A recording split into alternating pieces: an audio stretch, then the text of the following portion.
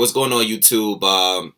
Now I did a breakdown of this fight, a few days ago, and it's pretty much it's a well received video for the most part. Okay. Obviously I picked Triple G to win. All right. I do think it's a 50-50 fight. I think a lot of people misunderstood a lot of things that I said in there. They think that I just completely sold Canelo out. And my whole comparison to the resumes, a lot of people misunderstood what I was trying to say in that video, and I'll explain.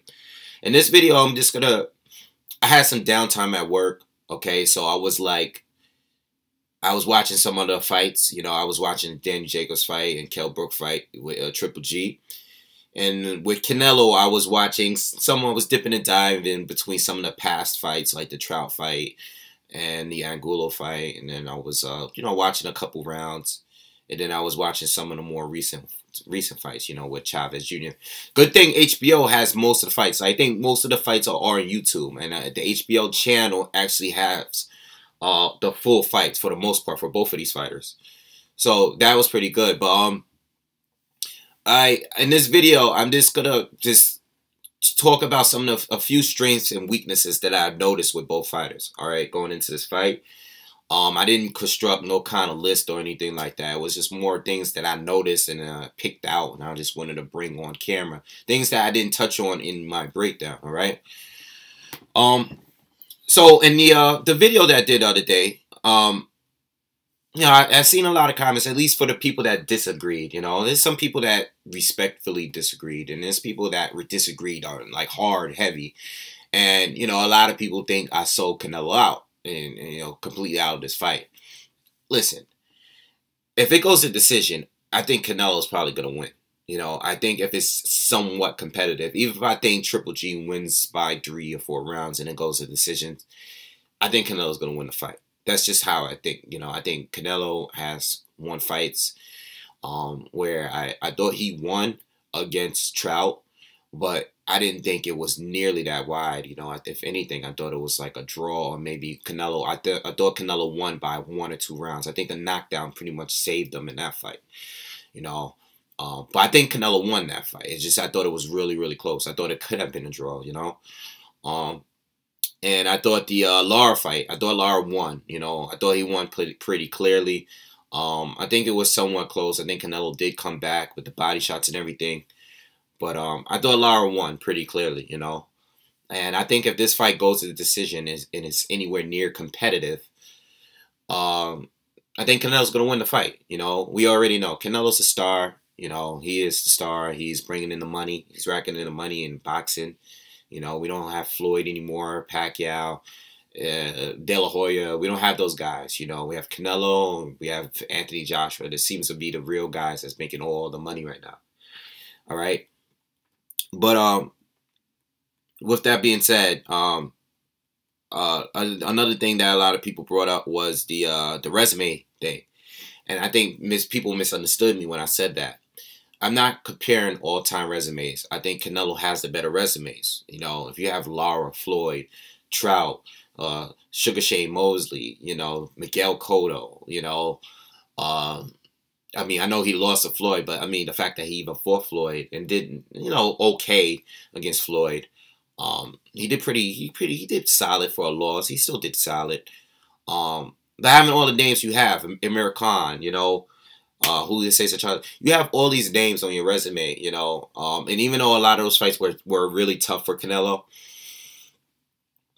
it's no way I can sit here and say overall Triple G's resume is better. I was not saying that. What I was saying is that a lot of people are comparing the two based off Triple G's last 2 fights, which a lot of people felt that he struggled in. Even though he stopped Brook in 5 rounds, people feel that he struggled in that fight. I think Brook won 1 round, and I think he did good for the first 3 or 4 rounds. But he still got stopped. He still got his eye socket broken, at the end of the day. I think it's more fair to, criticize Golovkin, if anything, off the Danny Jacobs fight. But we're going to do that. What I was trying to say is we have to compare what would have Canelo done in that fight and Canelo's opponents in that fight, you know. Um, what would have happened if Daniel Jacobs fought all of those guys? You know what I'm saying? That's what I was trying to say, you know.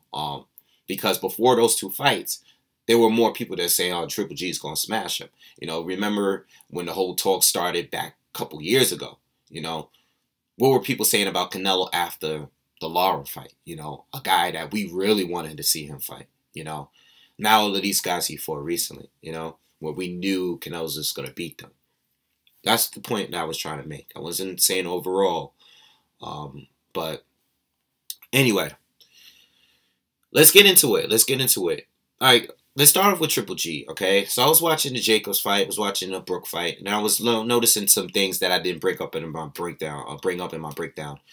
Um, Triple G tends to spend a lot of time, like when he goes into this boxing, when he's the boxer, when Triple G is the boxer, okay?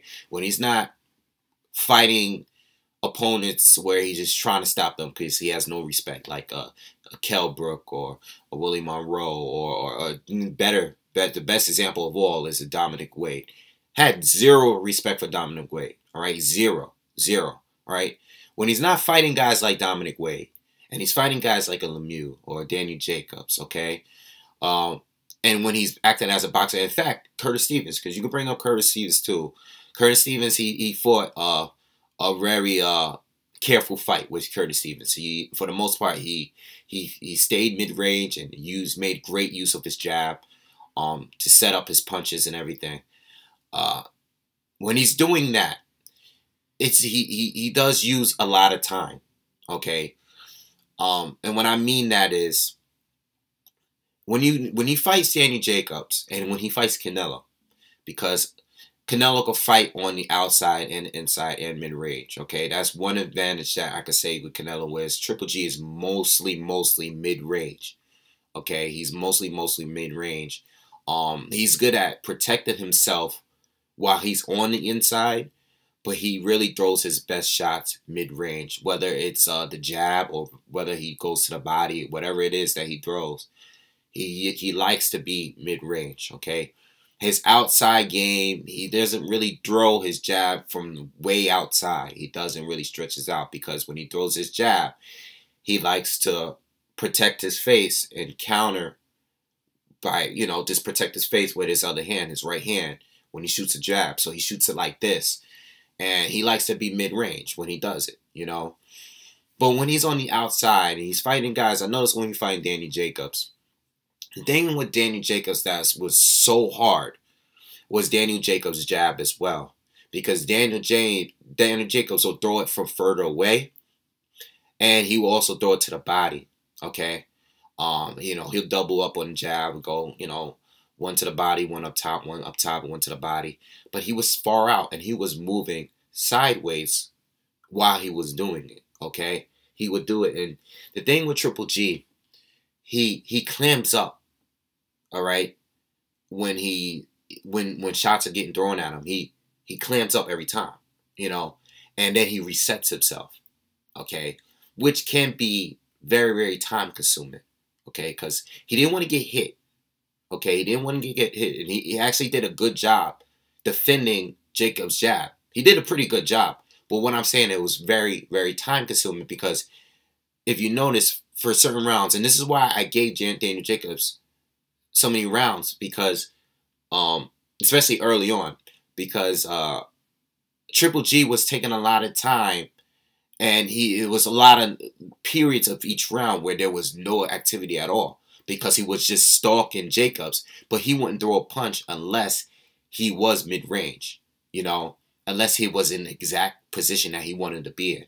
Okay, Daniel Jacobs was moving and keeping Triple G at bay because he was throwing jabs and stuff. And I think that could be a weakness for Triple G and if he's fighting Canelo, because even though Canelo's not going to be moving, I don't think he's going to be doing as good on the outside as a Daniel Jacobs was, because Daniel Jacobs, you didn't know what Daniel Jacobs was going to do. And this was stripping. He kept switching. He kept confusing. I think he was confusing Triple G a little bit by going righty to lefty. But I think it's the fact that Jacobs was not only throwing the jabs, but he would throw his combination, his power shots from outside too. And Triple G was trying to predict. And he did good defensively for the most part. When Jacobs was throwing his combination, most of the time it hit his chest, it hit his arms. It didn't really hit Triple G clean a lot. But Triple G just didn't know when he was going to do it, but he was waiting for it. Canelo on the other side, on the other hand, he's gonna be throwing his jabs from the outside too. But he's gonna be throwing hooks to the body. And he wings them from far out. And they're heavy. Okay? And he's gonna be throwing combinations from the outside too. And if Triple G is gonna clam up every time Canelo does that and reset himself, he's going to be wasting a lot of time, okay? I'm assuming Triple G is going to fight Canelo with much respect. I don't know how aggressive he's going to be early, especially early.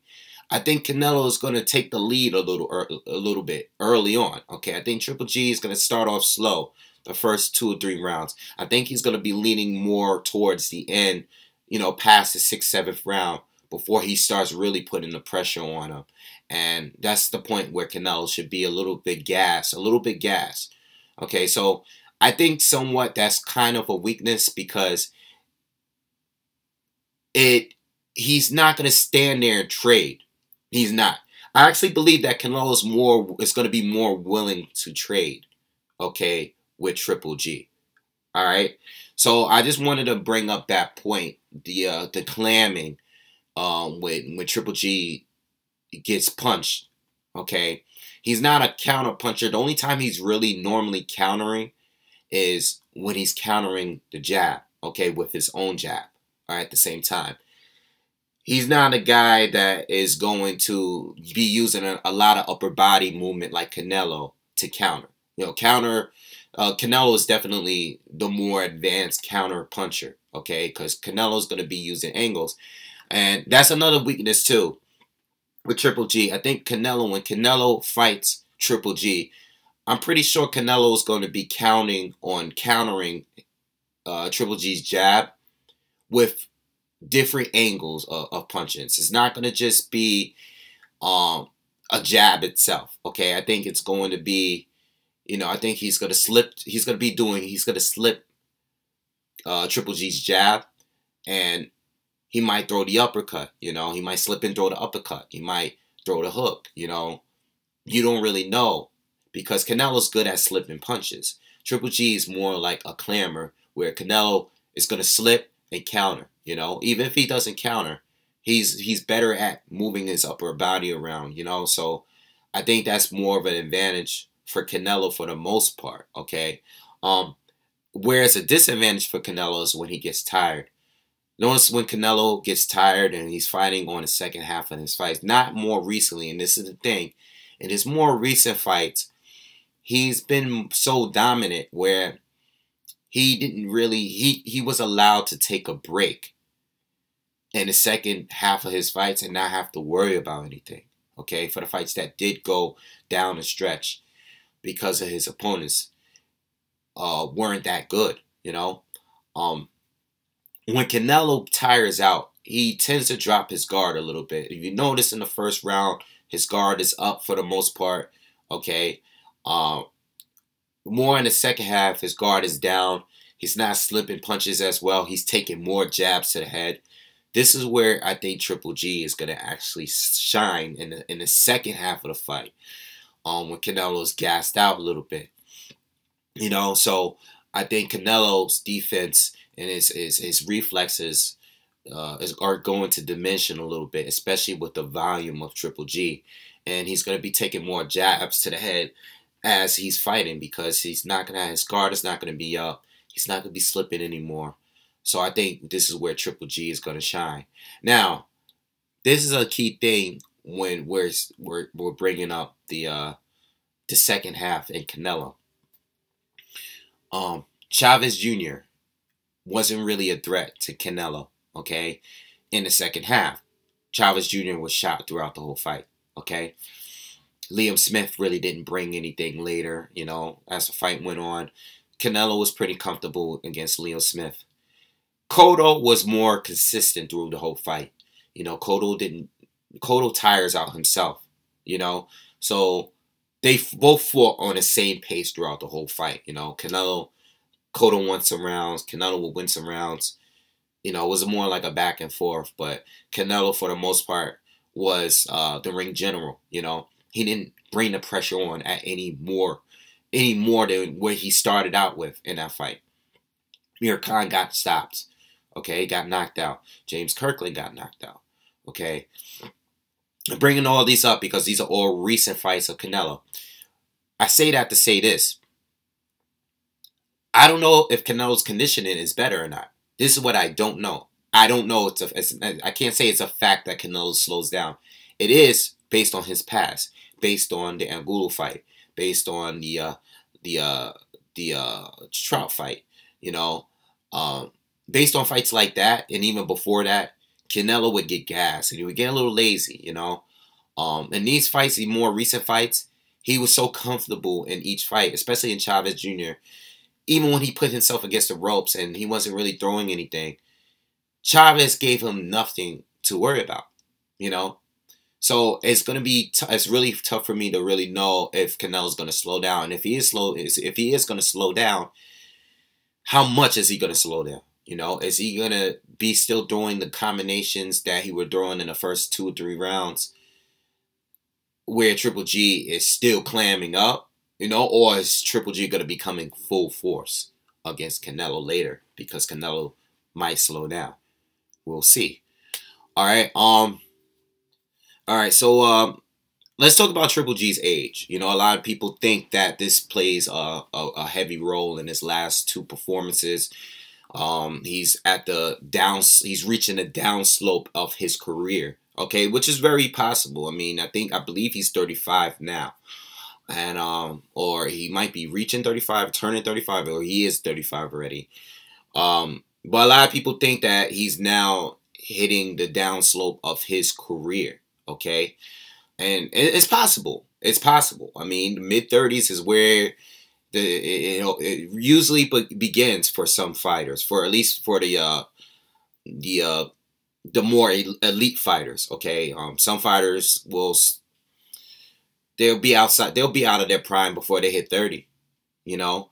And then some other fighters will go up to 40 and further before they really start falling off, you know?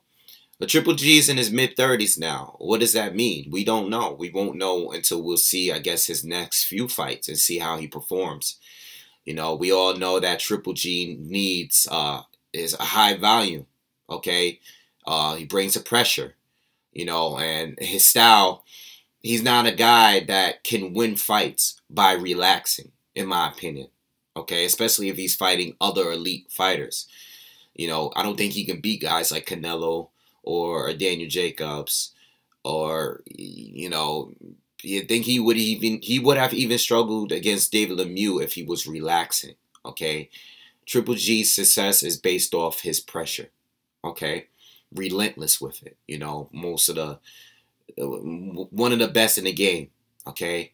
So if he can't perform like he did a few years ago against Canelo, that can play a huge factor in this fight, especially if he gains Canelo's respect due to punching power and counters and stuff like that. You know, if Canelo starts to counter and land clean, and some of the shots are actually bothering Triple G, if Canelo's able to go to the body, which both of them need to do, and I'll elaborate more on that in a second, I think that can really play a key factor in Triple G, especially because he is the older fighter. He is the older fighter, and he's becoming older in this sport, you know? Whereas Canelo's at his prime right now. You know, Canelo's finally fighting at a weight where he's not draining himself. He looks ripped right now. You know, he looks physically strong. Okay? And he's probably at his best right now. All right? Will it be enough? You know, I think this is a perfect time. This is why I think the fight was made now.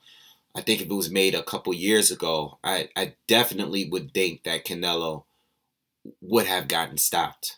Okay, especially because of the way Triple G was performing back then. You know, I'm not saying there's any difference. I think it was more so the fighters that Triple G was facing that made his last two fights questionable. Okay, and how he chose to fight them, especially Kell Brook, because I think he was a little too aggressive, and Kell Brook was, you know, a fighter that had the qualities of landing some clean shots, which he did against Triple G, that can actually bother you.